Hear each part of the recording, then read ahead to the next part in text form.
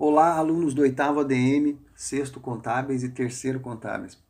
Professor Sávio, nossa aula de hoje é sobre filosofia e ética profissional com o filósofo Friedrich Nietzsche, do século XIX, tá certo? Filósofo que escreveu um livro importantíssimo para a nossa área de estudo, que é a genealogia da moral. Então, Nietzsche foi o primeiro filósofo, praticamente, a tentar essa concepção de genealogia, ou seja, ele usa a história no mesmo nível da filosofia, ele usa história e filosofia para buscar a origem das palavras, o que é bom, o que é ruim, o bem e o mal, qual a origem dessas palavras, o significado dessas palavras na sociedade, porque são elas que dão embasamento à ética e à moral. Então, realmente é um estudo, é um livro extremamente importante, né, porque ele é o primeiro a fazer esse tipo de análise. Ele vai usar a história para entender, inclusive é o nosso exercício, nós vamos fazer com base no livro dele mesmo, que eu vou disponibilizar o PDF para vocês, né, tanto no Interativa quanto nos canais de comunicação, como o Zap. Então, o que ele diz sobre essa origem do que é bom, do que é mal, do que é do bem, do que é ruim, ou seja, ele vai buscar o sentido das palavras e a maneira como elas criam os conceitos morais que nós usamos. Então ele usa a história para tentar dizer, olha, a gente precisa se libertar dos valores morais e éticos históricos, porque na realidade eles impõem uma condição a todos nós. Então a genealogia dele tem esse sentido, o que é mal, o que é bom, o que é ruim, e estão ligadas a quem. Então ele descobre que o que é bom, né, o que é superior, ele usa inclusive essa palavra, né, belo, é ligado à nobreza, historicamente falando, né, no desenvolvimento, na história do sentido dessas palavras. E que aquilo que é ruim, né, aquilo que é mal, é ligado aos plebeus, ao populacho, ao povão, digamos assim. Então ele diz que houve uma inversão de valores dessas palavras e ele vai dizer que são as religiões monoteístas, né, o próprio zoroastrismo, o cristianismo, o judaísmo e o islamismo, essas religiões monoteístas, que vão fazer a inversão desses valores no decorrer da história. Porque os sofredores, aqueles que são excluídos, aqueles mais fracos, aqueles mais que não são capazes de se desenvolver, aqueles que são feridos, maltratados pela história, acabam se tornando seres inferiores e é deles que vai surgir a moral e a ética que vão organizar toda a construção do Ocidente. Então, tem que ter cuidado para estudar, porque a gente acaba entendendo errado, né? Na realidade, Nietzsche não propõe nenhum tipo de violência ou nenhum tipo de massacre. Ele simplesmente fala que quando um grupo de pessoas, né, dentro da sociedade necessita da misericórdia de um grupo mais nobre, a sociedade já está, de certa forma, condenada a não produzir o melhor de si mesmo, o que ela tem de melhor, tá bem? Então é muito polêmico, a gente tem que ter cuidado. O que é essa genealogia da moral, então? É um mergulho no ser humano como ser histórico. Então ele é meio psicológico, como a gente pode ver aqui no segundo slide. Nietzsche recorre a essa genealogia dos conceitos e à etimologia, né, a origem das palavras, que é saber o significado delas e conhecer a história de sua evolução. E essa, para ele, é a única maneira de realmente você entender a fonte de onde brotam a moral e os valores e a própria ética. O que é o bem e o mal para a filosofia. Então a gente tem que fazer uma comparação. A filosofia defende o que é o bem como algo positivo, tá certo? Isso vem do zoroastrismo, que a gente até coloquei também aqui no segundo slide, que foi justamente no século VII, no século VI a.C., uma religião que surgiu na Pérsia antiga. Zoroastro, que era o profeta, criou essa dicotomia que a gente fala, essa separação entre o bem e o mal. E o bem como aspectos positivos e o mal com os aspectos negativos. Então, o que é mal? Né? O mal é quando você cria danos, destrói o outro, no sentido, evidentemente esse mal continua existindo. Mas o mal, segundo Nietzsche, é o mal daquele que não quer crescer, que não quer se desenvolver e que precisa da misericórdia alheia, precisa, no sentido da esmola, até mesmo moral e ética, para poder tocar a sua vida. Entendeu? Ele precisa da pena do outro, né? O outro tem que sentir pena dele. Então, o que que significa? É uma sociedade em que os mais fracos, né, as sociedades cristãs, judaicas, islâmicas, os mais fracos se utilizam do sentimento de culpa daqueles que têm mais potencialidade para se desenvolver, tá certo? Bom, então essa é a gente tem que guardar isso, que é o exercício que a gente vai fazer. O nosso exercício vai ser a busca pela origem dessas palavras, segundo Nietzsche no texto que ele escreveu, tá bem? O nosso quarto slide é quais as principais características da filosofia do Nietzsche. Segundo Nietzsche, ele diz que a concepção cristã de bem e mal limita e nega a própria humanidade. Os conceitos de bem e mal, sob o ponto de vista cristão, era uma negação do sentido da vida humana. Então, ou seja, aqueles valores que o cristianismo, de certa forma, introduziu no Ocidente, e que é o próprio Ocidente, né?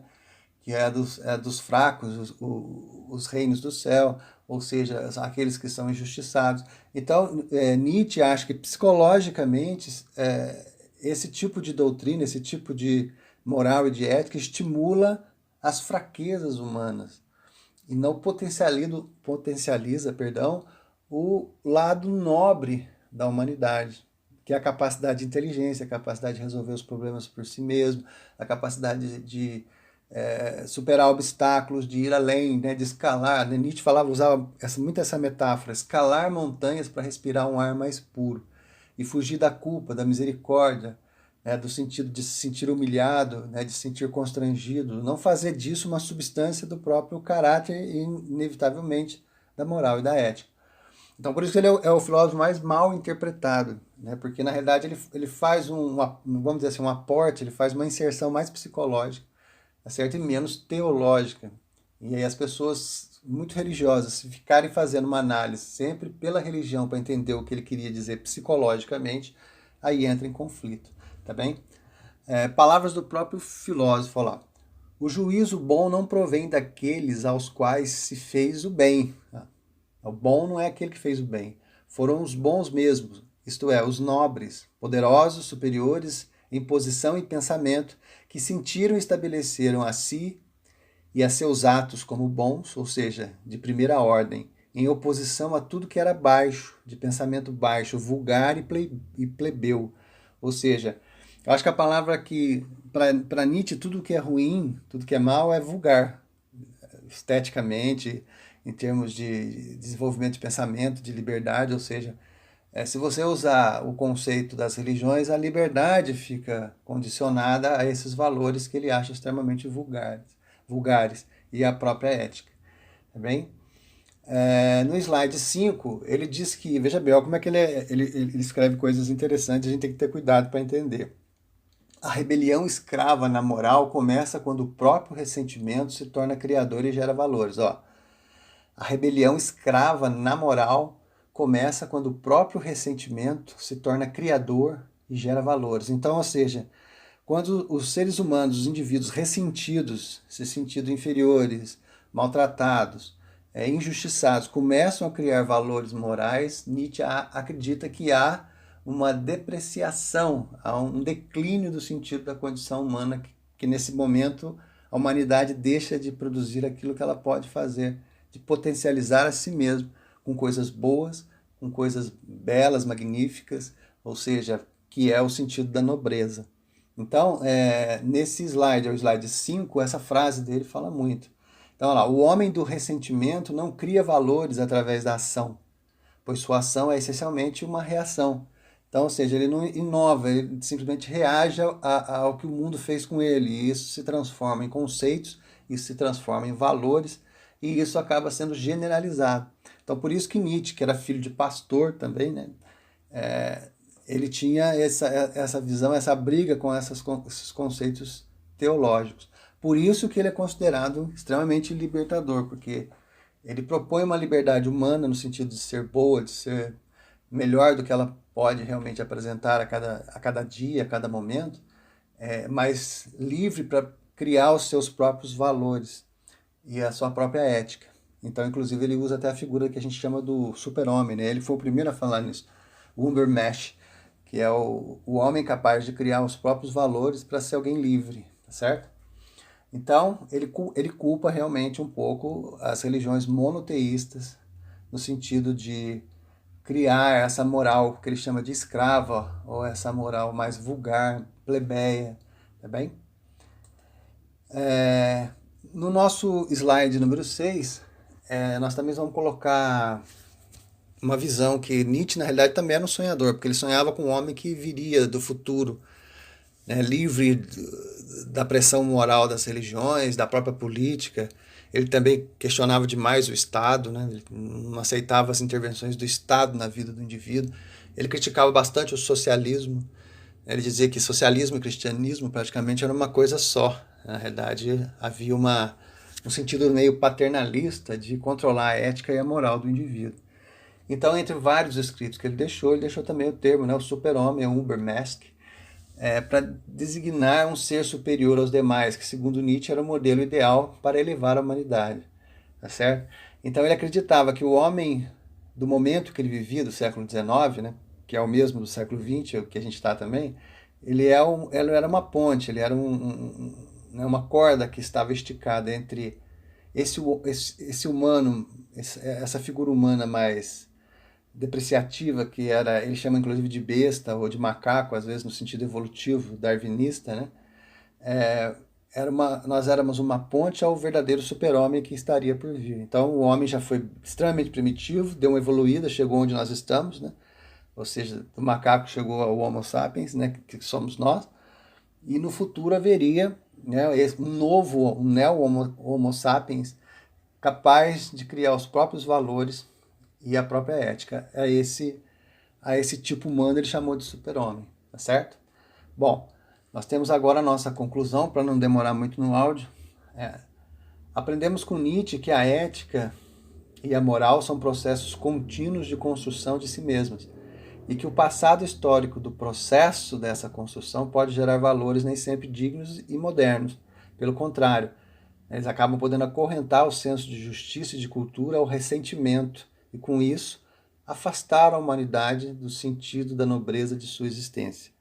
Então, na realidade, o frigir dos ovos do Nietzsche é esse. Todo ressentimento, toda culpa, toda vulgaridade cria uma ética, uma moral que acaba escravizando o próprio homem.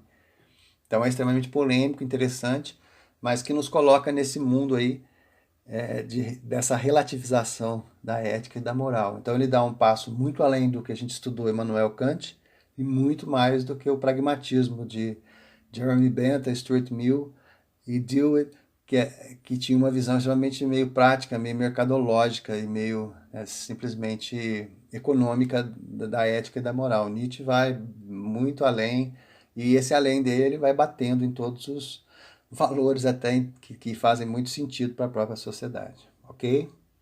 Abraço e vamos partir para o exercício.